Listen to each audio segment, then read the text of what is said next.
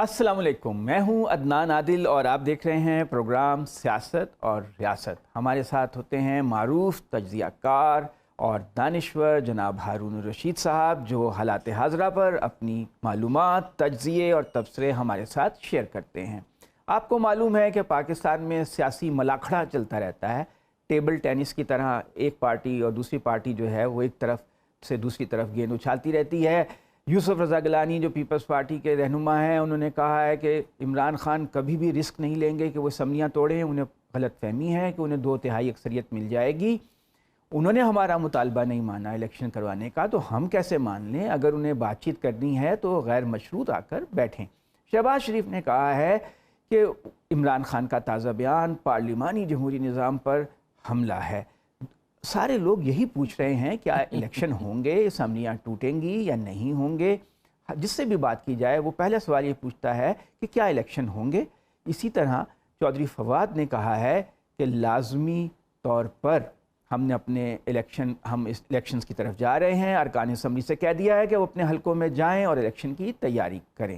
ہارون صاحب سے پوچھتے ہیں، لیکن ان ساری معلومات سے پہلے، اس سارے معاملے پر بات چیت کرنے سے پہلے ہم یہ پوچھتے ہیں کہ ریاست جو ہے، ریاستی ادارے جو ہیں، اسٹیبلشمنٹ جو ہے، اس کے رویے میں کوئی جو یہ چینج آف کمانڈ ہوا 29 نومبر کو، اس کے بعد کوئی تبدیلی آئی یا ابھی وہی پالیسیاں چل رہی ہیں؟ کیوں ہارون صاحب، کیا ہو رہا ہے؟ دیکھیں، کچھ اشارے تو ایسے ہیں جن سے تبدیلی ظاہر ہوتی۔ مثلا جنرل باجوہ صاحب نے تو کشمیر کا نام لینا ہی چھوڑ دیا تھا، اور نون لیگ کے ایک سینیٹر نے جو اخبار نویس رہے ہیں، درباری ہیں، انہوں نے کہا جی باجوہ کے ساتھ ہمارا BBC کو انٹرویو دیتے ہوئے کہا ہمارا باجوہ صاحب کے ساتھ تو اصل ایگریمنٹ یہ تھا کہ انڈیا کے ساتھ تعلقات نارملائز کیے جائے۔ ایگریمنٹ انہوں نے یہ کہا، یہ انڈرسٹینڈنگ یا ایگریمنٹ جو لفظ ممکن ہے میں بھول جاؤں، مطلب ان کے ساتھ طے یہ تھا کہ وہ اپنا انڈیا کے ساتھ تعلقات نہ رکھیں۔ یہ انٹرنیشنل اسٹیبلشمنٹ کا ایجنڈا ہے۔ ہمیشہ میں کہتا رہتا ہوں کہ نواز شریف صاحب ایک لفظ نہیں کہتے مودی کے خلاف۔ جو مسلمانوں کے ساتھ اتنا برا سلوک تو کبھی 75 سال 77 سال میں نہیں ہوا، کشمیر میں جو کچھ ہوا۔ اور ان کی صاحبزادی بھی نہیں کہتی ہیں۔ کبھی کبھی شہباز شریف صاحب 6 مہینے میں ایک دفعہ ایک برائے وزن بیعت ایک بیان دے دیتے ہیں۔ زرداری صاحب بھی انڈیا پہ کبھی تنقید نہیں کرتے۔ یہ کچھ بہت سارے کھلاڑی تو انٹرنیشنل اسٹیبلشمنٹ کے یعنی اس سے ترجیحات سے اتفاق کر چکے کہ انڈیا کی ڈومینیشن ہوگی۔ اس مخمصے میں ہم پھنسے ہوئے ہیں۔ چین کی طرف دیکھتے ہیں، چین کہتا ہے کہ آل ویدر، ابھی بھی انہوں نے کہا ہے کہ ہمارا یعنی اگر کوئی قابل اعتماد دوست ہے، آل ویدر فرینڈ، ہر طرح کے حالات کا دوست ہے، تو روس کے بارے میں نہیں کہا یہ، حالانکہ روس کے ساتھ تو ان کے یعنی بڑی قربت ہے۔ اچھا، ایک تو یہ اشارہ ملنا کہ جو کنٹرول لائن پہ جانا اور نئے چیف کا یہ اعلان کرنا کہ اس کی اجازت نہیں جائے گی۔ ویسے انڈیا میں بھی جو بہت سیریس لوگ ہیں تجزیہ کرنے والے فوجی، وہ یہ کہہ رہے ہیں کہ کوئی حملہ ہونے والا نہیں ہے، اس لیے کہ یہ 2 فرنٹ وار ہوگی۔ چین اور یعنی جب وہ اس سے چین کا پاکستان سے فرض کیجئے جو وہ دعویٰ کر رہے ہیں، ایک مفروضے کے طور پہ میں کہتا ہوں، ہو تو نہیں سکتا ہے کہ ایٹمی پاکستان کو اس طرح تو نہیں یرغمال تو نہیں بنا سکتے کہ وہ چین کے ساتھ ہمارا رابطہ ہی کاٹ دیتے ہیں۔ اور جنوبی سمندروں میں پہلے ہی ٹربل ہے، چین اس کو گوارہ کرے گا؟ یعنی پاکستان کی اور ان کی انڈرسٹینڈنگ کس سطح کی ہے؟ جیٹ ہم نے مل کے، راکٹ طیارے مل کے بنائے، ٹینک مل کے بنایا، ہمارے کرنل تک کی سطح کے افسر جو ہیں ان کا انٹریکشن ہے چینی فوج کے ساتھ۔ 1 لاکھ فوج ان کی گلوان وادی میں پڑی ہوئی ہے، 1000 کلومیٹر پہ انہوں نے قبضہ کیا ہوا، اور اس کا ذکر نہیں کرتے مودی صاحب۔ بہادر 56 انچ کی چھاتی ہے شاید ان کی، ہوگی تو 44 انچ کی، 12 کہتے وہی 56 انچ کی۔ اچھا، ایک تو یہ اشارہ۔ دوسرا، اسد مجید صاحب کا سیکرٹری خارجہ بننا کس چیز کا مظہر ہے؟ اسد مجید صاحب نے اس سائفر والا جو قصہ تھا، ایک دن بھی اپنے موقف سے انحراف نہیں کیا جب وہ امریکہ میں سفیر تھے، انہوں نے، اور یہ وہ جانتے تھے کہ اس کا نتیجہ کیا ہو سکتا ہے۔ باجوہ صاحب چیف آف آرمی اسٹاف تھے، ان کے ہوتے ہوئے تو ان کی اپوائنٹمنٹ نہیں ہوئی، اور جہاں تک ہماری معلومات ہیں ادھوری سی کہ وہ کوئی کینڈیڈیٹ بھی نہیں تھے۔ وہ جو اس طرح کے مزاج کا آدمی جو ہوتا ہے وہ ہاتھ نہیں پھیلاتا کبھی۔ اچھا، وہ سیکرٹری خارجہ ہو گئے۔ اچھا، پھر کچھ اور تبدیلیاں ہوئی ہیں، ٹھیک ہے، یہ انہوں نے کہا اس طرح کی تقریبات نہیں ہوں گی، اگرچہ یہ بہت بڑا واقعہ نہیں ہے لیکن بہرحال یہ کسی طرف اشارہ تو کرتا ہے. وہ جو سیریمنی ہوئی تھی چارج دینے کی، پھر جناب ایک تبدیلی یہ ہے جی کہ اس طرح نہیں ہوتا، چھڑی دی جاتی ہے. صاحب نے شروع کیا تھا، پھر کینی صاحب تو روایت پسند آدمی ہیں، پھر برقرار رکھا انہوں نے، پھر اب بھی ہوا، وہ نہیں ہوگا. پھر یہ ہے کہ کوئی 150 فوجی افسروں کی جو مراعات ختم کر دی گئی تھی. ریٹائرڈ فوجی افسر بھی تو بھائی معاشرے کا حصہ ہیں، ان کے وہی احساسات تھے جو باقی لوگوں کے ہیں کہ ارشد شریف کا قتل ہے یا دوسرے واقعات ہیں، ریاض والا واقعہ ہے، اپنے عمران ریاض والا واقعہ ہے، یا اخبار میں کو ملک سے باہر جانا، اس پہ احتجاج کر رہے تھے. ان کی مراعات بند، ہاسپٹلز میں علاج نہیں کرا سکتے، کلبوں میں نہیں جا سکتے، بعد کی پینشن روک دی گئی. وہ 2 کے سوا سب کی بحال کر دی گئی. اچھا، میں نے یعنی جو سب سے معتبر ترین لوگ ہیں تو وہ جنرل خالد لودھی صاحب سے میں نے پوچھا، انہوں نے کہا میری تو پہلے ہی بحال ہو گئی تھی، اندر سے اتنا پریشر تھا. وہ کل اور لوگوں نے بھی ریٹائر ہونا ہے کہ اگر یہ روایت پڑ گئی تو پھر کیا ہوگا. سر ان لوگوں کی بڑی خدمات ہیں، ظاہر ہے بھائی. یعنی خالد صاحب جو ہیں، خالد لودھی صاحب یا جنرل احسن صاحب ہیں، اور بہت سے نیک نام اعجاز ایوان صاحب. اب یہ تو ایک ماحول بن گیا نا. ہمارا ایک مزاج ہے، کسی ایک کو قربانی کا ساری چیزوں کی ذمہ دار فوجی ہے. او بھائی ایک آدمی، اس کے چند ساتھی، ایک پالیسی، اس پہ اعتراض تھا نا. آپ کو سیاچین میں جو اپنی جان ہتھیلی پہ لے کے کھڑا، اس پہ آپ کو کیا اعتراض ہے؟ ظاہر ہے جو وزیرستان کی ہائٹس پہ کھڑا ہوا ہے، ذرا وزیرستان کی ہائٹ پہ جا کے دیکھیں تو صحیح. تو ہمارے اور روز ہر وقت جس کی زندگی خطرے میں محافظ ہیں، جو بارڈر پہ ہے، اس پہ کیا اعتراض ہے؟ وہ تو ہمارا مزاج ہے نا. وہ فوج بجائے خود کوئی ادارہ اچھا نہیں ہوتا یا برا نہیں ہوتا، ہر ادارے میں اچھے برے لوگ ہوتے ہیں. ایز اے ہول تو دیکھیے نا، دہشت گردی کے خلاف جنگ کس نے جیتی ہے؟ ورنہ یہ لیبیا ہوتا ہے نا، یہ سیریا ہوتا اپنا. اور باقی ملکوں کا بھی حال آپ دیکھ رہے ہیں، یمن کی کیا صورتحال ہے. ٹھیک ہے، یعنی بھوک سے بچے مر رہے ہیں. اچھا، اس حال کو تو ہم نہیں پہنچے. اگر کچھ آئیں تو ہماری اپنی غلطیاں ہیں، اور اس میں مطلب اکانومی وغیرہ کا فوج سے تو تعلق نہیں ہے، اگر جو ہیلپ کر سکتی ہے بس. اچھا، پھر یہ ہے، یہ سارے اشارے کیا کہہ رہے ہیں؟ اچھا، ایک اشارہ جو ہے اس کی وجہ سے لوگ شک و شبہ میں پڑ گئے، اس کا عمران خان نے ذکر کیا.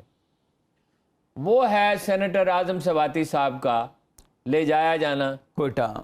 میں نے اپنے ذرائع سے بات کی ہے، انہوں نے کہا، یعنی جن صاحب سے میں نے بات کی، ایک ذمہ دار آدمی تھے، انہوں نے کہا میں آپ کو اس بات کا یقین دلاتا ہوں، نہ انہیں وہاں تنگ کیا جائے گا، نہ انہیں کوئی اذیت دی جائے گی، ان کا خیال رکھا جائے گا، اور چند دن کے بعد وہ ان کی رہائی بھی عمل میں آ جائے گی.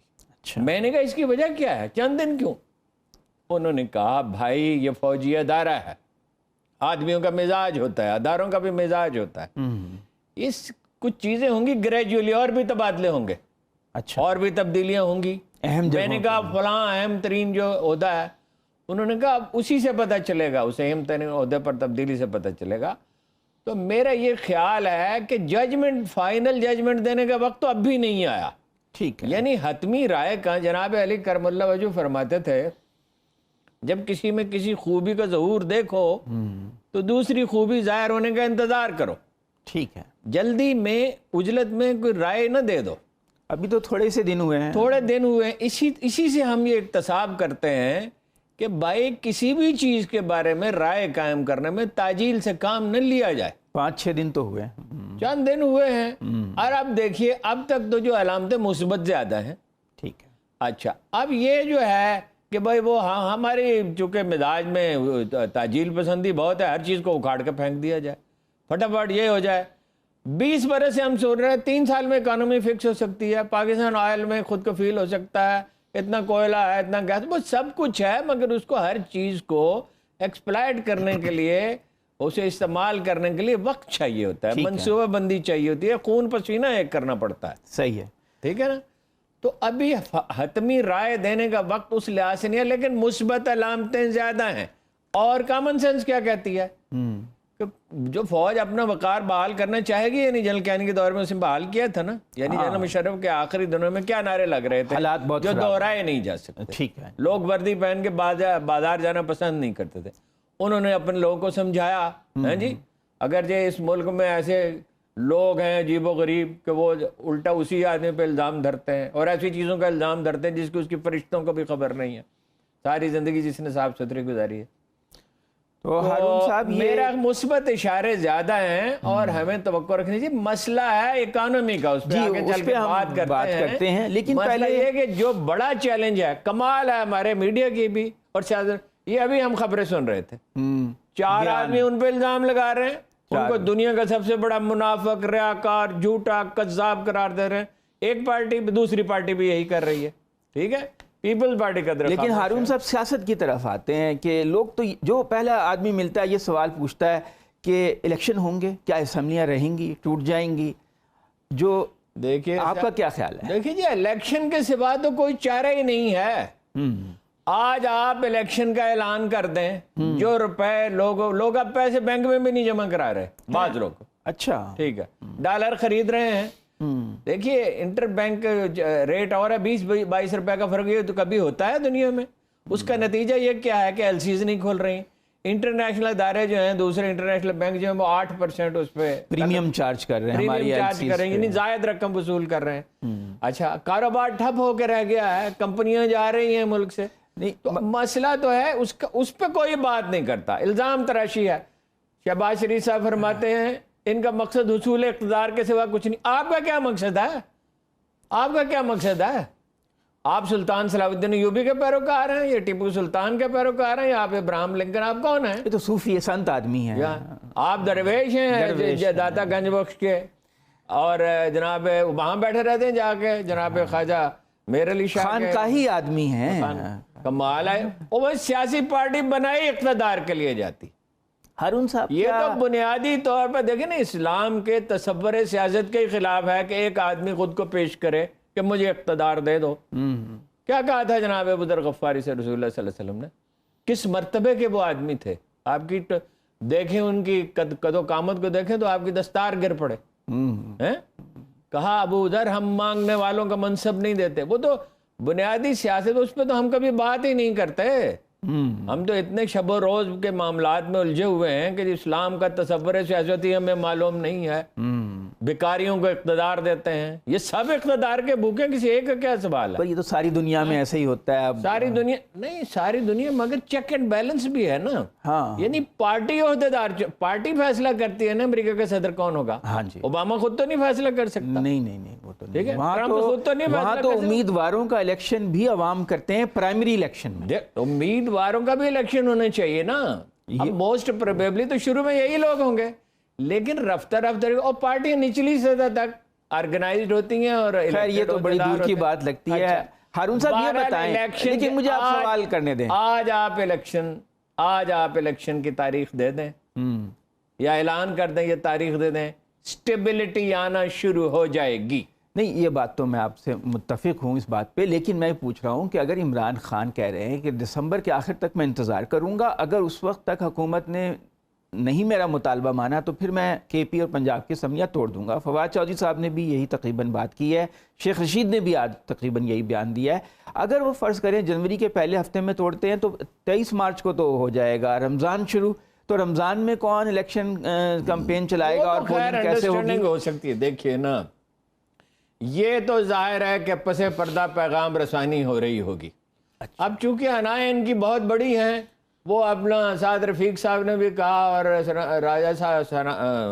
رانا صاحب نے بھی کہا کہ جی شرطیں ایک ساتھ نہیں ہو سکتی. مجھے وہ مودی کا فکرہ یاد رہتا, خون اور پانی ایک ساتھ نہیں بہ سکتے. کیوں نہیں شرطوں کے ساتھ مذاکرات ہوتے؟ مذاکرات شرائط کے ساتھ بھی ہوتے ہیں, بغیر شرائط کے بھی ہوتے ہیں. ٹھیک ہے جی.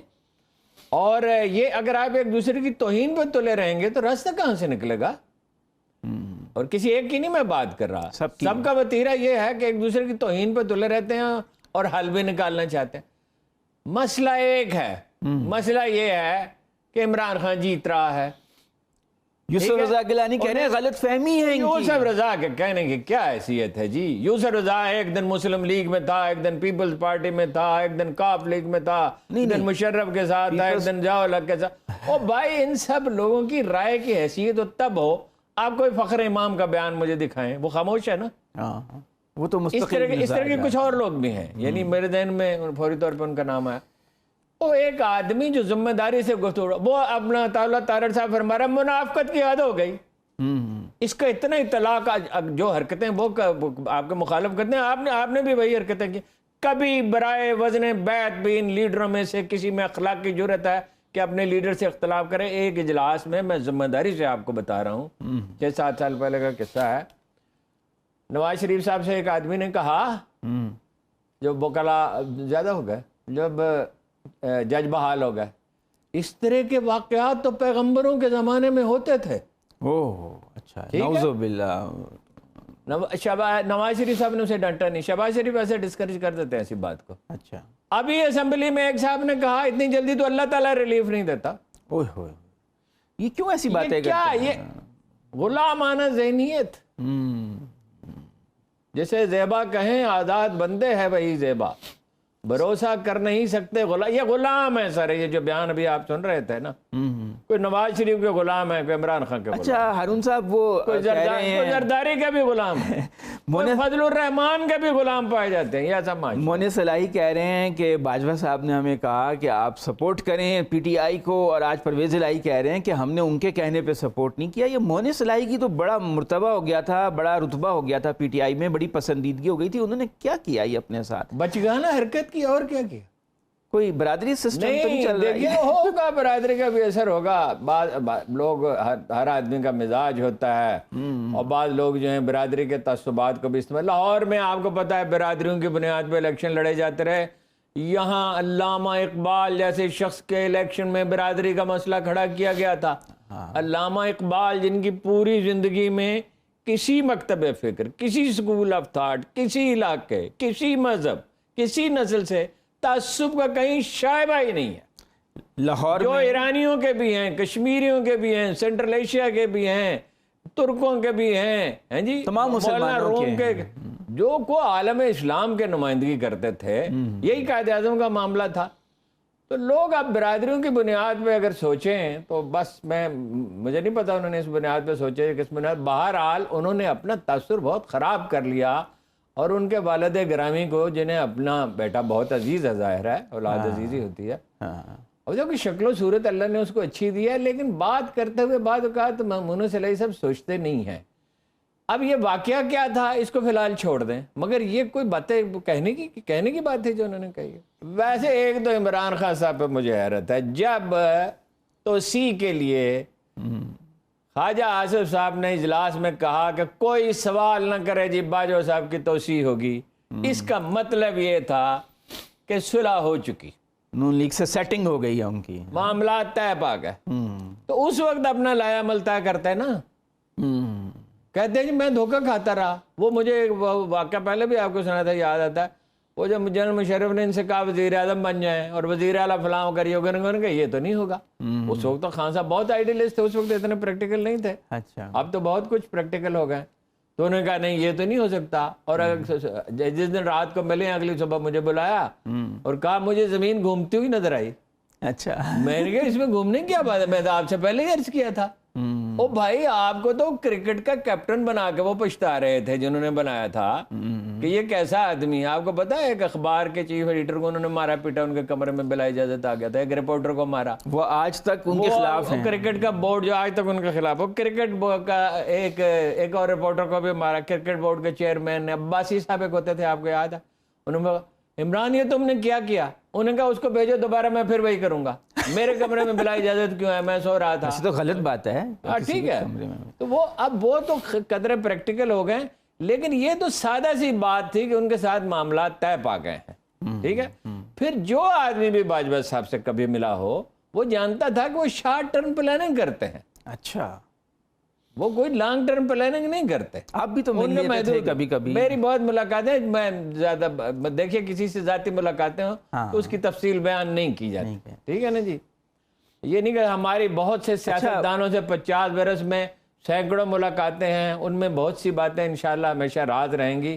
میرے ساتھ جو کچھ انہوں نے گفتگو کی, جو بتانے کی ایک آدھ ضروری بات تھی میں نے بتا دی تھی, جو قومی مفاد میں تھی. اس کی تفصیل کو چھوڑیں, مجھے بڑے لمبے مشورے کیا کرتے تھے, اور بھی لوگ مشورے کیا کرتے تھے.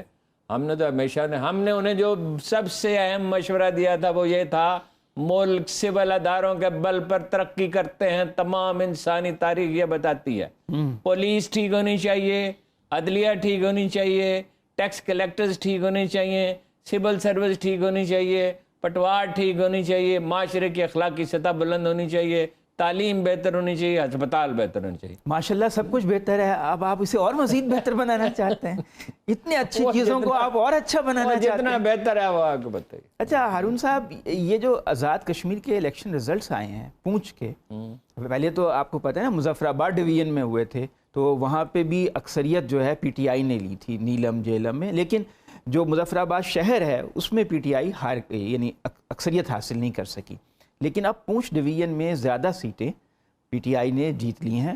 مظفر آباد میں اکثریت پی ٹی آئی کی ہے. پوچھئے کیسے؟ انہوں نے اپنے جن آزاد امیدواروں کو دیکھیں نا، ایک چیز تو پی ٹی آئی کے بارے میں طے ہے، ٹکٹیں یہ کبھی ٹھیک دے سکتی ہی نہیں ہے. سفارش خان صاحب کے ارد گرد جو لوگ ہیں وہ اثر انداز ہوتے ہیں. اچھا، علی امین گنڈا پور، Saifullah Niazi, Aamir Kayani and company.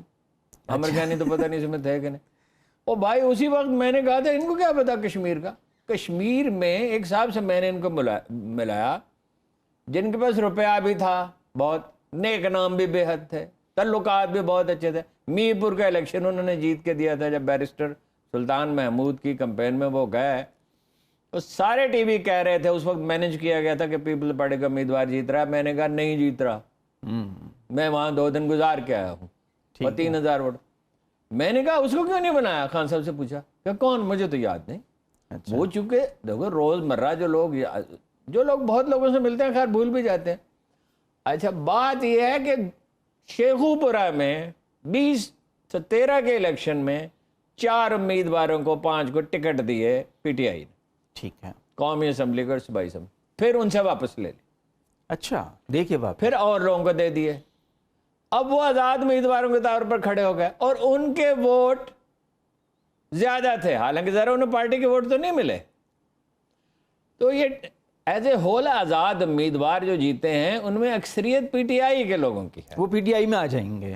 ویسے دیکھیں آزاد کشمیر کی سیاست اس لحاظ سے مختلف ہے کہ وہاں پیپلز پارٹی ہمیشہ مضبوط رہی ہے. اس کا حال پنجاب والا، پختونخوا والا، بلوچستان تو خیر بالکل ہی مختلف وہ نہیں ہے.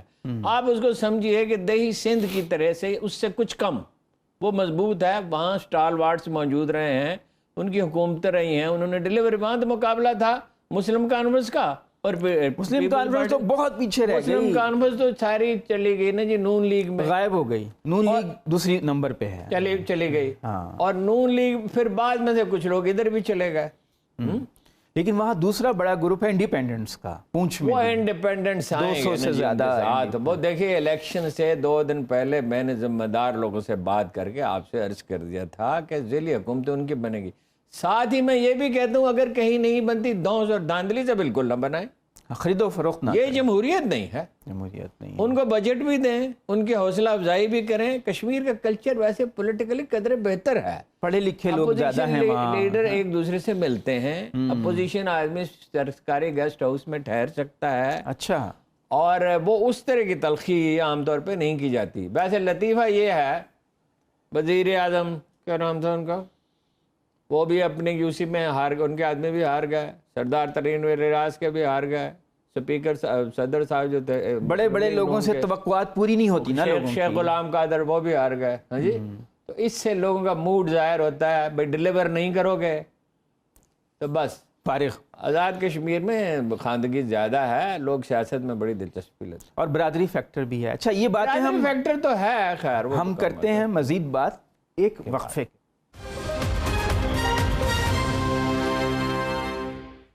نواز شریف صاحب پر الزام تھا کہ انہوں نے لنڈن میں فلیٹس خریدے بہت مہنگے ایون فیلڈ کے، اور عمران خان صاحب پہ الزام یہ ہے کہ انہوں نے پنڈی کے قریب صحابہ میں ایک یونیورسٹی بنوا لی، القادر یونیورسٹی، جو ملک ریاض صاحب نے بنائی، جو ایک بڑے پراپرٹی ٹائکون ہے، اور اس کا ٹرسٹی عمران خان کو اور ان کی اہلیہ کو بنا دیا.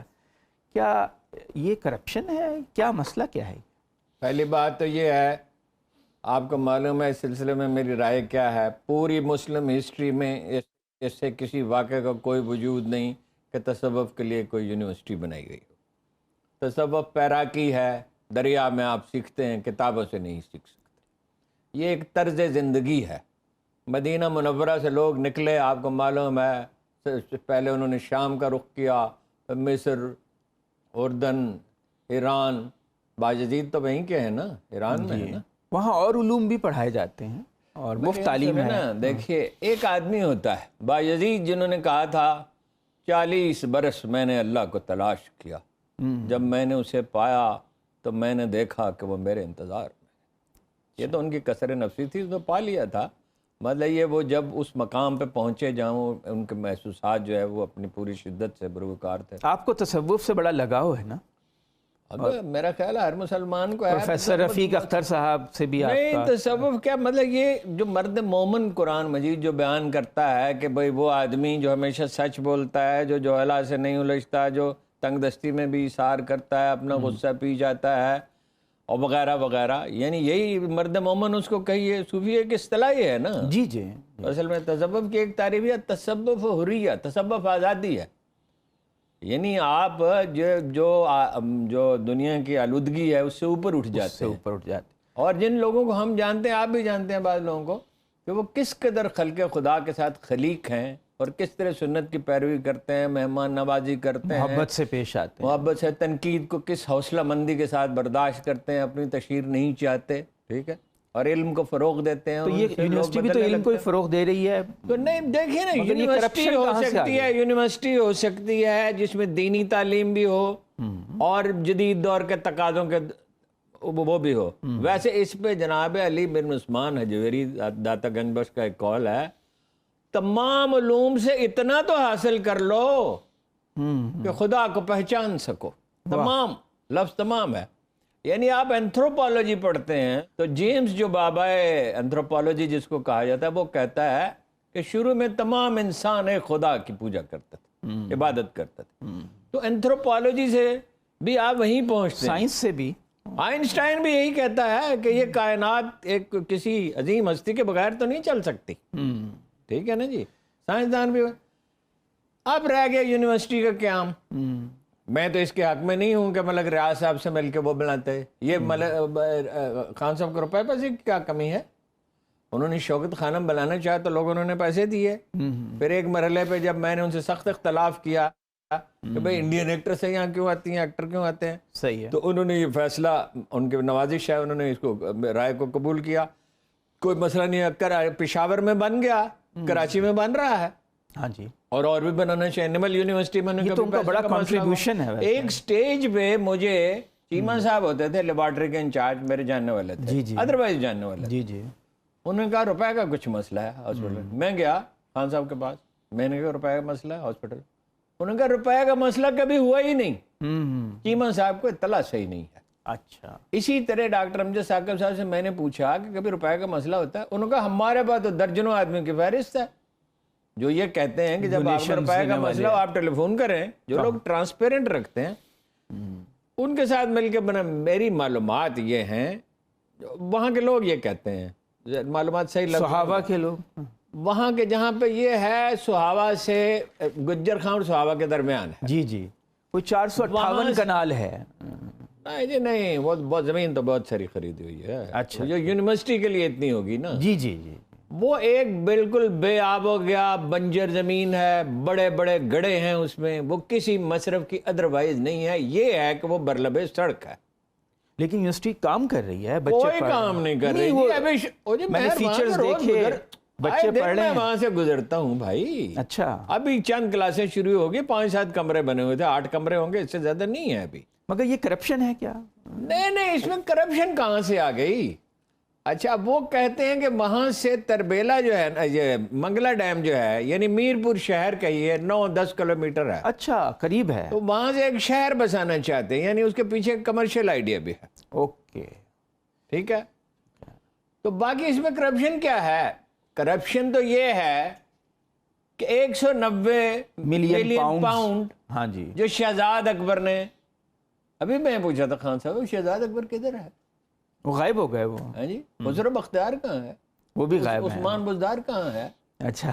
وہ اپنا کون جو پنجاب کے وزیر خزانہ کا کیا نام تھا، جوان بخت، ہاں، وہ کہاں ہے؟ تو پھر وہ گئے چھوڑے. ہاں جی. بات یہ ہے کہ ان لوگوں کی ضرورت نہیں ہے. آپ کو ایک جائز طیب کام کرنا ہے، اللہ تعالیٰ آپ کا مددگار ہے. اللہ کے پاکستانی قوم تو عطیات دینے میں بخل کرتی ہی نہیں. ان بدترین حالات میں بھی آپ دیکھیں کہ جب کہیں پیسوں کی ضرورت ہوتی ہے. کل میں سوچ رہا تھا ایک بہت مریض ہے, بہت تکلیف کی حالت میں خاتون, بزرگ خاتون ہے. کل میں نے سوچا یار کیا کروں, اتنے میں جرمنی سے ایک دوست نے فون کیا, ٹھیک ہے, کہا کوئی خدمت ہے کوئی بتائیے. ہاں جی, میں نے اس وقت ان سے کہا تو نہیں, لیکن مجھے فوراً خیال آیا کہ بھائی اللہ کی رحمت سے کبھی مایوس نہیں ہونے چاہیے. کسی ضرورت مند کا مسئلہ کبھی حل ہونے سے رہتا نہیں ہے, لیکن اس میں کرپشن کہاں سے آ گئی. ایک ٹرسٹ ہے, جیسے شوکت خانم ٹرسٹ ہے, جیسے نمل ٹرسٹ ہے, ٹھیک ہے, تو وہ ایک ٹرسٹ ہے, اس میں لوگ پڑھیں گے, اگر اچھے اساتذہ رکھیں, اچھی تعلیم دیں. دیکھیے آئی ٹی بھی پڑھائیں, اور بھی ٹیکنالوجی, جدید ٹیکنالوجیز پڑھائیں, میتھ بھی پڑھائیں, نینو ٹیکنالوجی بھی پڑھائیں, کیا بات, اور قرآن کریم کی تعلیم دیں. ایک بہت اچھا خان صاحب نے کام کیا تھا جس کی سبھی نے تعریف کی تھی بلا استثناء, کہ میٹرک تک قرآن مجید کا ترجمہ پڑھایا. جی پڑھایا جاتا. جو آدمی قرآن مجید کا ترجمہ پڑھ لیتا ہے نا جی, اور پھر اس میں پھر اس کی عادت بنا لیتا ہے, وہ بہت سی چیزوں کے بارے میں اس کی کلیئرٹی ہمیشہ برقرار رہے گی.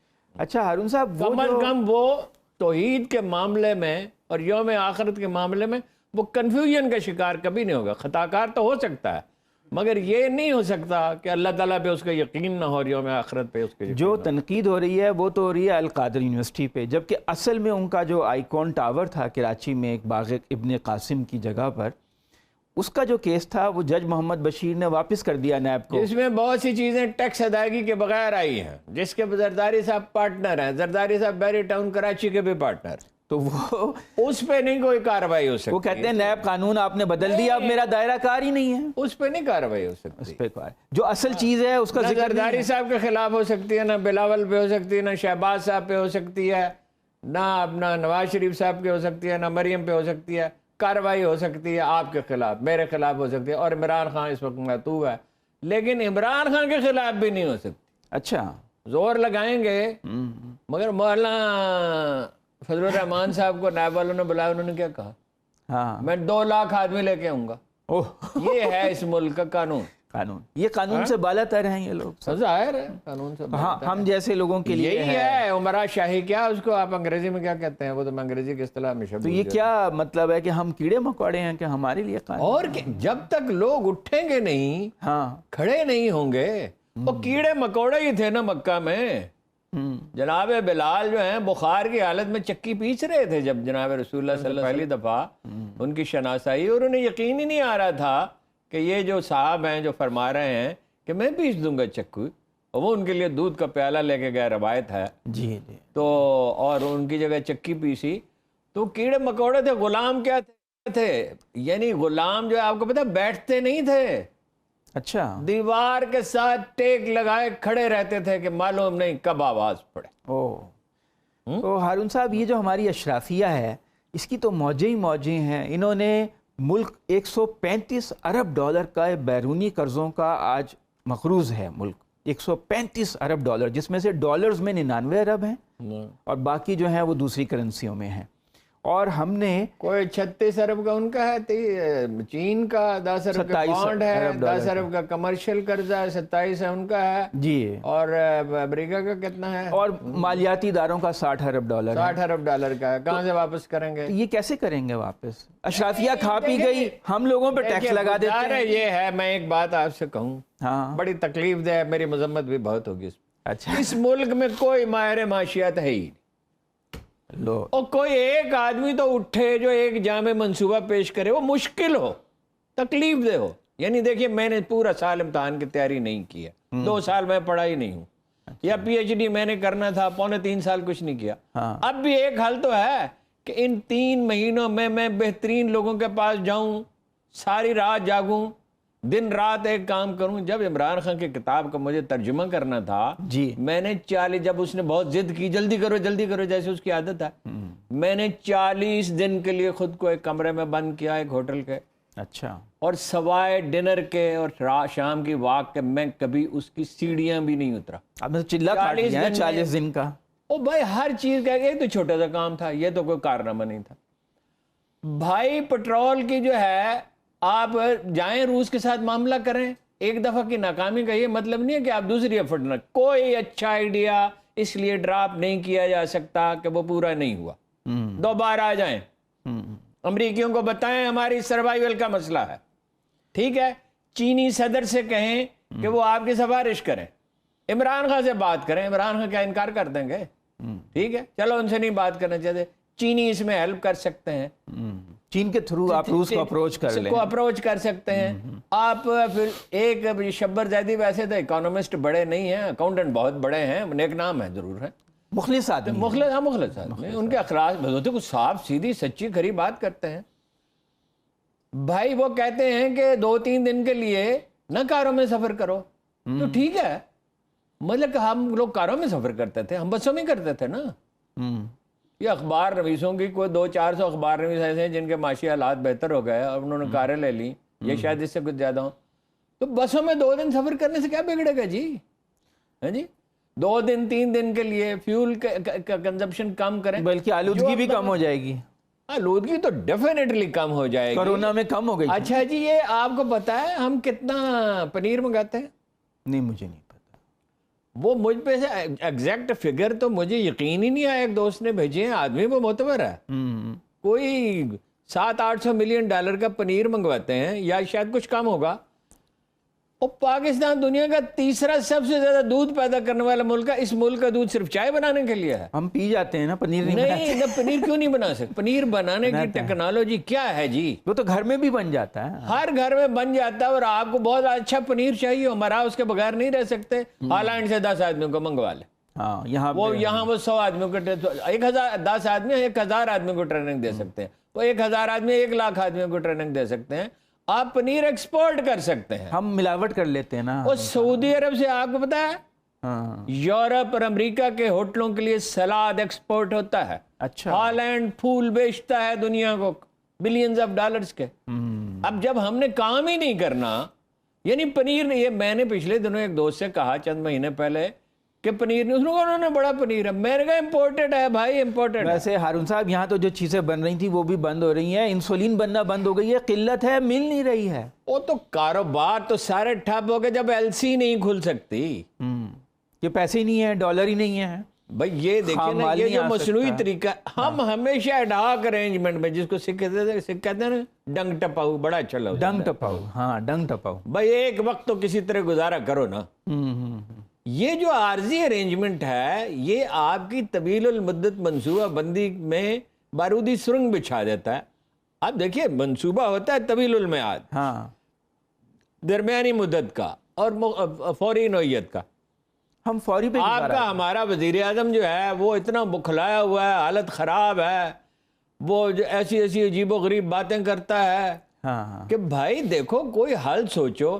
سارا وقت ایک دوسرے سے لڑنے میں لگے رہتے، جیسے اسپین کے آخری حکمران تھے نا، ایک دوسرے کو غدار، جھوٹے، منافق بیانوں کے والی بال کھیلتے ہیں، ادھر کا بیان ادھر ادھر۔ آپ تاریخ سے نہیں لڑ سکتے، آپ ماضی کو نہیں بدل سکتے۔ اچھا ہارون صاحب، جو کچھ کرنا ہے مستقبل کے لیے کرنا ہے نا۔ بات جاری رکھتے ہیں، لیکن ایک بریک کے بعد۔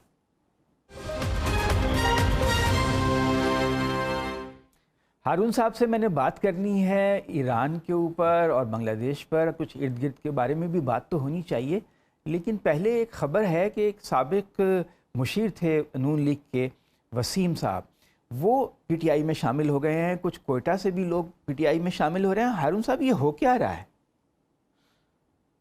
کیا وہ کل مصرف آپ سے عرض کیا تھا، قریب تر ہے نمود جس کی اسی کا مشتاق ہے زمانہ۔ بات یہ ہے، خان صاحب کو الیکشن جیتنا ہے، جو مرضی کوئی کر لے، اس کو تو آپ روک نہیں سکتے۔ تو میری معلومات تو یہ ہیں، اور میرا اندازہ بھی یہی ہے، کامن سینس بھی یہی کہتی ہے کہ کیا ارشاد حقانی صاحب کامن سینس کا بڑا اچھا ترجمہ کیا کرتے تھے، عقل عام۔ عقل عام جو اتنی عام ہوتی نہیں ویسے، جو اتنی عام ہوتی جی۔ تو وہ یہ ہے کہ بھائی بہت لوگ شامل ہو گئے نون لیگ سے۔ اچھا، ہاں، اور پیپلز پارٹی سے جیسے 2018 کے الیکشن میں بہت سے لوگ آ گئے تھے، تو وہ امریکہ کے منصوبے تو یہ ہیں کہ یہ ہو جائے، کہا جاتا ہے کہ بھائی نواز شریف ہوں تو پھر اگلی دفعہ بلاول کا تو خیر سوال ہی پیدا نہیں ہوتا، تو وہ اس کی شخصیت میں وہ عوام علی کار فرما نہیں ہے جو مقبولیت کے لیے کہتے ہیں امریکہ چاہے گا تو ہو جائے گا۔ آج امریکہ اللہ تعالیٰ ہے، نہیں اللہ معاف امریکہ ویتنام میں تو کچھ نہیں کر سکا، عراق میں تو نہیں کر سکا، ایران میں تو نہیں کر سکا، افغانستان میں تو نہیں کر سکا. وہ کہے گا جی ہم آپ کو پیسے دیتے ہیں, آپ کو پیسوں کی ضرورت ہے, پیسے لے لیں.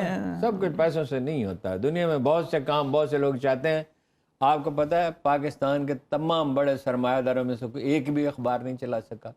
ہاں, یعنی جس زمانے میں ٹیکسٹائل میں جو سب سے بڑا خاندان تھا, بعد میں ان کی ایک محترم خاتون نے وہ ایک اسکول سسٹم چلا لیا, لیکن اخبار نہیں چلا سکے تھے. لیکن ہر چیز کی اپنے مکینکس ہیں اور ہر ایک کو ہر چیز عطا نہیں ہوتی. تو امریکہ کو اللہ تعالیٰ نے, وہ اقبال نے عطیہ فیضی کے نام ایک خط میں لکھا تھا کہ دنیا نے اللہ نے اپنی حکومت شیطان کے حوالے نہیں کر دی ہے. اچھا, تو وہ یہ تھوڑی ہوتا ہے کہ بھائی سب کچھ اس کے اختیار میں چلا جائے گا اور جو چاہیں گے وہ کر لیں گے.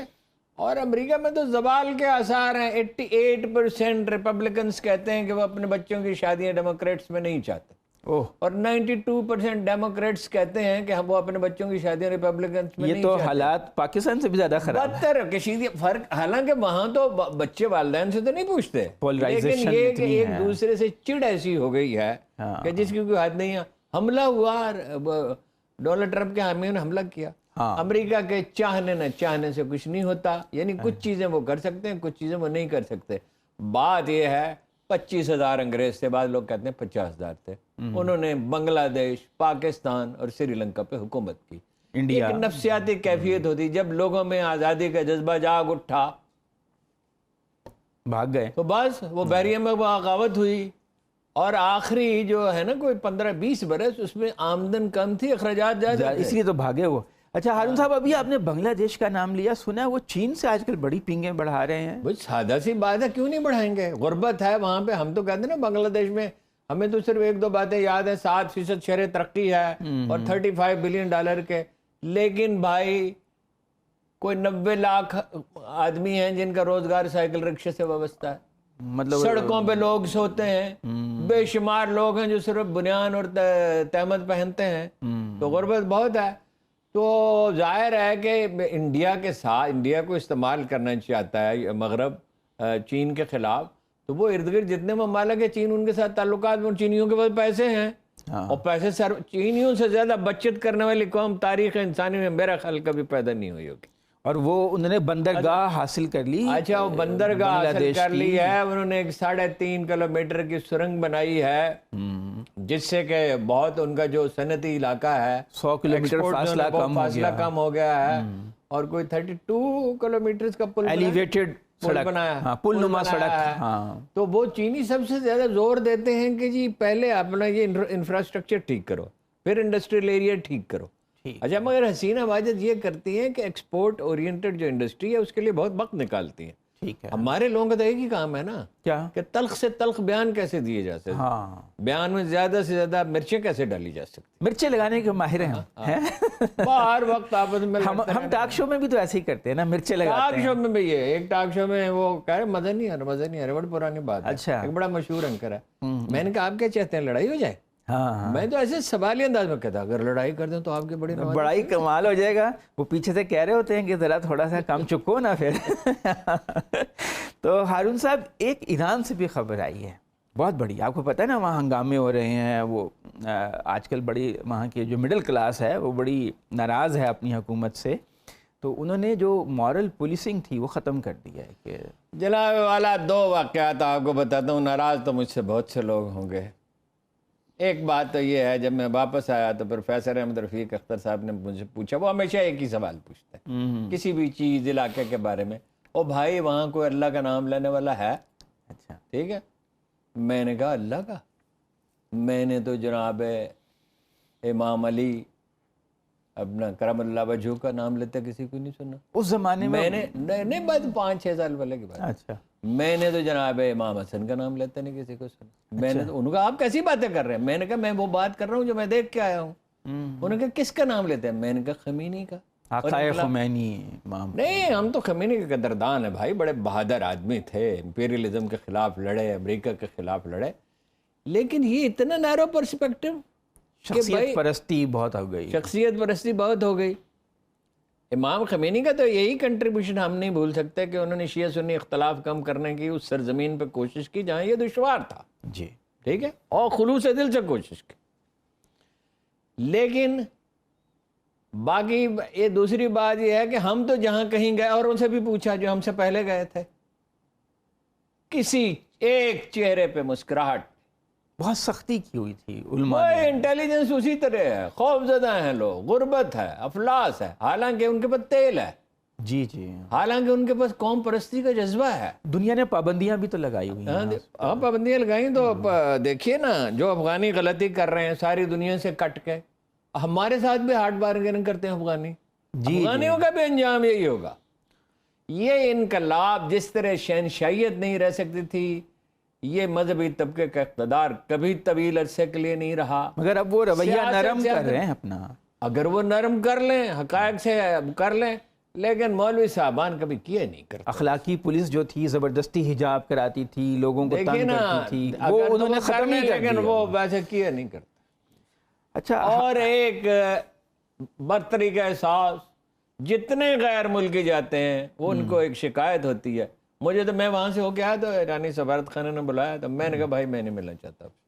وہ بڑے حیران ہوئے، وہ بھائی وہ اتنی اس انداز سے بات کرتے ہیں جیسے کوئی الگ مخلوق ہے۔ پرانی تہذیب ہے نا ایرانی، وہ پرانی تہذیب کا مطلب تکبر تو نہیں ہوتا۔ عرب مصری بھی بڑی پرانی تہذیب فخر ہے، ہم بھی بڑی پرانی تہذیب ہیں، وادی سندھ کی تہذیب بھی بڑی پرانی۔ ہم تو کھلے ڈلے لوگ ہیں نا پنجاب کے۔ ویسے آج سندھی ثقافت ڈے بھی منایا گیا ہے، بہت شوق سے منایا، بڑا اچھا لگتا ہے۔ وہ سندھی ثقافت تو ہے بھی بڑے کلرفل ہے۔ ہارون صاحب، ہم گفتگو کرتے ہیں سیاست پہ، بین الاقوامی معاملات پہ بھی کچھ وقت نکال لیتے ہیں، لیکن جو معاشرے کے اپنے جو اہم مسائل ہیں، جیسے اب پولیو کے مسئلہ ہے، آلودگی کا، اس پہ اکثر بات کرنا رہ جاتی ہے۔ ابھی پولیو ڈیٹیکٹ ہو گیا ہے فیصل آباد اور پشاور میں، یہ کب ہماری جان فیصل آباد بھی ہے، ایک سندھ میں بھی ہے اور ایک بلوچستان میں بھی ہے۔ ہاں وہ تو کئی ہیں، ابھی ریسنٹلی نکلا ہے سیوریج کے پانی، پختونخوا میں ہے اور پنجاب فیصل آباد میں۔ جی، تو اس کا مطلب یہ ہوا کہ اتنی کوشش کے باوجود ہم اسے ایلیمینیٹ نہیں کر سکے۔ اب پاکستان رہ گیا اور افغانستان رہ گیا، جی جی، اور افغانستان اس کی بنیادی وجہ ہے۔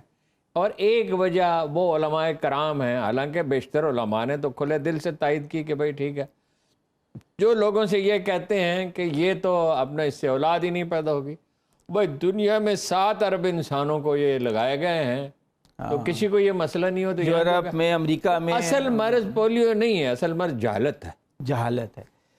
بالکل، آج ہم نے اس اہم موضوع پر بات، لیکن یہ پولیو کی جو انسداد کی مہم ہے، اس کے بارے میں بہت سی غلط فہمیاں لوگوں میں پائی جاتی ہیں، انہیں دور کرنے کی ضرورت ہے اور اس کو مزید مؤثر بنانے کی ضرورت ہے، کیونکہ پاکستان اور افغانستان 2 ہی ملک رہ گئے ہیں جہاں ابھی تک یہ وائرس موجود ہے، دنیا بھر سے ختم ہو گیا ہے۔ اسی کے ساتھ آج ہم اپنا پروگرام ختم کرتے ہیں۔ اگلے ہفتے جمعہ، ہفتہ اتوار پھر آپ کی خدمت میں حاضر ہوں گے۔ خدا حافظ۔